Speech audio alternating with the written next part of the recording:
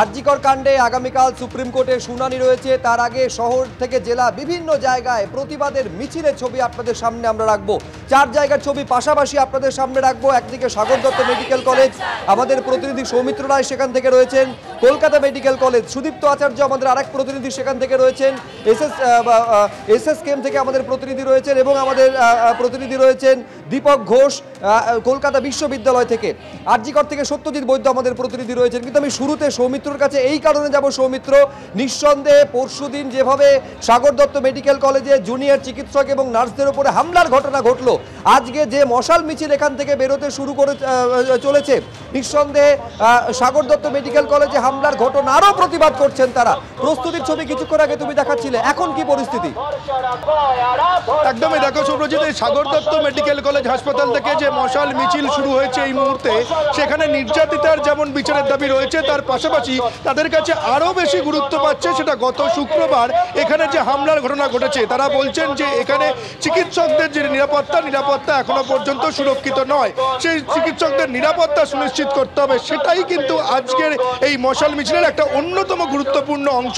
তুমি দেখতে পাচ্ছ এখানে জুনিয়র চিকিৎসকরা যেমন রয়েছেন, তার পাশাপাশি আমরা দেখতে পাচ্ছি সাধারণ নাগরিক তারাও এই মিছিলে অংশগ্রহণ করেছে। আমি একজন জুনিয়র চিকিৎসকের সঙ্গে কথা বলে নেওয়ার চেষ্টা করব। আজকে বিচারহীন যে নির্যাতিতার যে ঘটনা, তার আজকে 53 দিন, আগামীকাল সুপ্রিম কোর্টে শুনানি রয়েছে। তার আগে মশাল মিছিল, নির্যাতিতার বিচার তো অবশ্যই থাকছে, তার আগে শুক্রবার যে ঘটনাটা ঘটেছে, তা এখনো পর্যন্ত কি আপনারা সুরক্ষিত, কি মনে করছেন? আমরা মনে করছি আমরা এখনো সুরক্ষিত নই। আর আজকের মশাল মিছিলটা এটা একটা প্রতীকী স্বরূপ, যেটা প্রশাসন জানতে পারেন যে আমাদের ভেতরে জ্বলে থাকা আগুনটা নেভেনি, সেটারই একটা প্রতীক। আমাদের অভয়াদির চোখ থেকে যে রক্ত পড়েছিল, সেই রক্তটাই আজ আগুন হয়ে আমাদের হাতে জ্বলে উঠেছে। আর আমরা যে একদমই সুরক্ষিত নই, সেটাও আমরা সরকারকে বা প্রশাসনকে জানাতে চাইছি। জুনিয়র চিকিৎসকরা বলছেন যে এই যে মশালের আগুন, এই মশালের আগুন হচ্ছে প্রতিবাদের আগুন, এবং প্রশাসনকে যে বার্তা দেওয়া যে তাদের যে আন্দোলন এখনো পর্যন্ত থামিনি। গত শুক্রবার এখানে যে হামলার ঘটনা ঘটেছে, তার প্রতিবাদে আজকের এই মিছিল একেবারে অন্যতম স্লোগান উঠবে।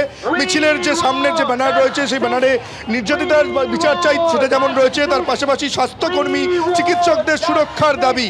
এটাই কিন্তু আজকের এই সাগর দত্ত মেডিকেল কলেজ হাসপাতালে জুনিয়র চিকিৎসকদের যে মিছিল শুরু হয়েছে, সেটাই আজকে অন্যতম গুরুত্বপূর্ণ একটা অংশ। অর্থাৎ প্রতিবাদে গর্জে উঠছেন জুনিয়র ডাক্তাররা। তুমি আমাদের সঙ্গে থাকো। এই মুহূর্তে আপনাদের সরাসরি নিয়ে যাবো এসএসকেএম হাসপাতালে। আমাদের প্রতিনিধি অনির্বাণ বিশ্বাস রয়েছে, একই সঙ্গে যাদবপুর থেকে রয়েছে আমাদের আরও এক প্রতিনিধি দীপক ঘোষ। কলকাতা বিশ্ববিদ্যালয়ের প্রাক্তনীরাও সেখানে মিছিল করছেন। অনির্বাণ, গতকালই জুনিয়র ডাক্তাররা স্পষ্ট বলে দিয়েছিলেন যে আজকে তারা মশাল মিছিল বের করবেন, আগামীকাল সুপ্রিম কোর্ট হিয়ারিং রয়েছে, তার আগে ফের প্রতিবাদে গর্জে উঠলেন জুনিয়র ডাক্তাররা। অনির্বাণ, একদমই কিছুক্ষণ আগে কিন্তু এসএসকেএম হাসপাতাল থেকে এসএসকেএমের যারা জুনিয়র চিকিৎসক, তারা কিন্তু ধর্মতলার অভিমুখে মশাল হাতে, ভারতীয় পতাকা হাতে তারা কিন্তু মিছিল করছে। তাদের যেটা বক্তব্য, তারা কিন্তু কাজে ফিরেছে, কিন্তু তারা এখনো পর্যন্ত নিরাপদ বোধ করছে না। আমরা একবার দেখব, তুমি দেখতেই পাচ্ছ তাদের যেটা বক্তব্য, যে শোক নয় দ্রোহ চাই। আমরা কথা বলবো তাদের সাথে। আজকে এই মশাল মিছিল এর কি তাৎপর্য রয়েছে বলে মনে করি? দেখুন, আমরা বারবার বলেছিলাম আমরা যেরকম অভয়ার যে ঘটনা, তার তীব্র প্রতিবাদ জানাচ্ছি, তার জাস্টিসের জন্য লড়ছি। আমরা আরেক অভয়া আটকাবো, কিন্তু এখন চারিদিকে দেখছি বারবার সবাই বলছে আরজিকর বানিয়ে দেবো। চারিদিকে বিভিন্ন হুমকি চলছে, এসে এসে তারা হুমকি দিচ্ছে। আমরা বলছি আমরা কিন্তু রাজপথ ছাড়িনি, আমরা দ্রোহ দেখাচ্ছি।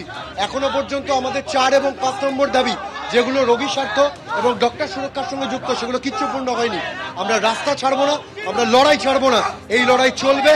আমরা উন্নততর সমাজ গড়ব এবং এমন সমাজ যে সমাজে আরেক অভয়া হবে না, সেই রকম সমাজ গড়ব। এই মেসেজ আমরা এই মশাল মিছিল থেকে দিতে চাই। আপনাদের এই যে কাজে ফেরা, তার অন্যতম একটা দাবি ছিল যে নিরাপত্তা সুনিশ্চিত হতে হবে। গত শুক্রবার সাগর দত্ত মেডিকেল কলেজে যে ঘটনা ঘটেছে, যেভাবে চিকিৎসক থেকে শুরু করে নার্সরা আক্রান্ত হয়েছে, তারপর কি মনে হয় যে আপনাদেরকে আবার যে আন্দোলনের পথে ফিরিয়ে আনলে? একদম, এবং সরকার আমাদেরকে বাধ্য করছে, এবং সরকার আমাদের বাধ্য করছে আন্দোলনকে আরো বৃহত্তর করার জন্য। কারণ সাগর দত্তে যে ঘটনা ঘটেছে আপনারা প্রত্যেকে দেখেছেন। আমরা বারবার বলেছিলাম আমরা সেন্ট্রাল বেড ভ্যাকেন্সি মনিটরিং, আমরা referral system, central referral system, display of the bed vacancy, এগুলো বলেছিলাম। এগুলো কোনোটাই হয়নি। সেই সময় আইসিইউ বেড ছিল না, পেশেন্টটি আইসিইউ বেডের অভাবে মারা গেছে, কিন্তু রাগ গিয়ে পড়েছে ডাক্তার নার্সের ওপর। সুতরাং আমরা বলছি আমাদের 4 এবং 5 নম্বর দাবি এগুলো একে অপরের সঙ্গে জড়িত, এগুলো পূর্ণ না হওয়া পর্যন্ত আমরা ফিরলে আবার এক অবয়া ঘটনা ঘটবে। একেবারে তারা স্পষ্ট বলছেন যে সরকার তাদের বাধ্য করছে বারে বারে আন্দোলনে ফিরে ফিরে আসতে, তার কারণ প্রতিশ্রুতি পালনে ব্যর্থ হচ্ছে সরকার। যারা আজকে মশাল মিছিল বের করছেন জুনিয়র চিকিৎসকরা এই দাবি করছেন।